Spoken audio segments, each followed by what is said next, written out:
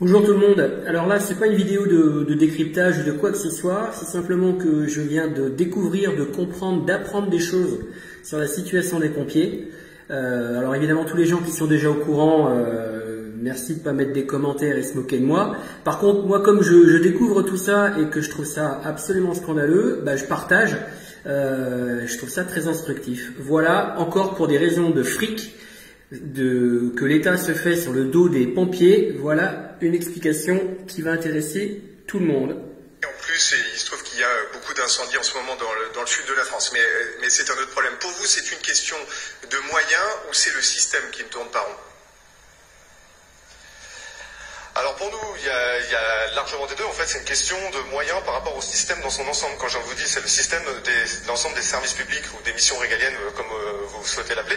C'est simplement que, par exemple, vous parliez des feux de forêt. Il faut quand même savoir qu'aujourd'hui, il y a de nombreuses colonnes qui sont parties d'un peu toute la France pour aller renforcer les collègues du sud de la France. Il faut quand même savoir que ces agents-là, par exemple, partent sur leur temps de congé annuel et rétribués sur des vacations horaires à peu près entre 4 et 7 euros de l'heure. C'est-à-dire qu'il n'y a pas de temps de travail qui est consommé. Donc déjà, les sapeurs-pompiers qui font déjà 2256 heures par an, à savoir pour se remettre à l'échelle, c'est par exemple les 35 heures par semaine, c'est 1607 heures, sont en ce moment en train de faire des feux de forêt sur leur temps de congé annuel, donc loin de leur famille, loin de leurs enfants. Par rapport aux problèmes économiques, il y a eu en 2003, et fort heureusement d'ailleurs, l'application donc des 35 heures et de la directive européenne 2003-88 qui a imposé un seuil à ne pas dépasser je vous le disais, de 2256 heures. Écoutez bien. Ce qui se passe, c'est que les sapeurs-pompiers étaient largement au-dessus de 3000 heures dans quasiment tous les départements de France. Et au lieu d'embaucher, comme j'ai entendu tout à l'heure, les effectifs sont constants et c'est une réalité. Par contre, depuis 2003, on a pris 1 million d'interventions supplémentaires chez les sapeurs-pompiers. Donc, au lieu d'embaucher, ils ont préféré recruter, s'appuyer largement sur la base de sapeurs-pompiers volontaires, qui sont nettement moins chers, moins onéreux et corvéables, excusez-moi du terme, à merci.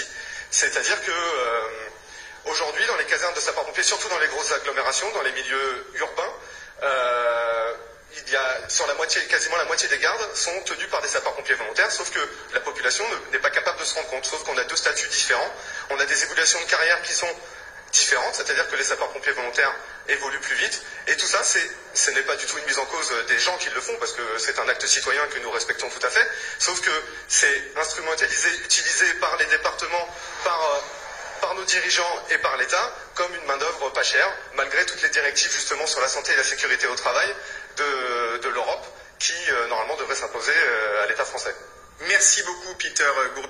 Bon voilà, là le journaliste s'est pas attardé, hein, on va pas creuser, on passe à autre chose.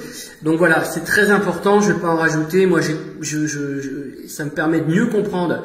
J'espère qu'à vous aussi, en tout cas à certains d'entre vous, certains et certaines d'entre vous, de voir que c'est encore pour des raisons d'argent, d'économie, qu'on n'a pas recruté au niveau des pompiers et qu'on s'appuie sur des pompiers volontaires qui sont payés beaucoup moins cher. Toujours le même problème, que ce soit dans les hôpitaux, que ce soit dans les compagnies aériennes, dans les transports publics, dans les services publics, quels qu'ils soient, c'est toujours la même chose. Voilà, vous pouvez la réécouter et surtout la partager. Je trouve que cette intervention-là est très instructive et je suis pas sûr qu'on la revoie souvent. Voilà, allez, on lâche rien, partagez.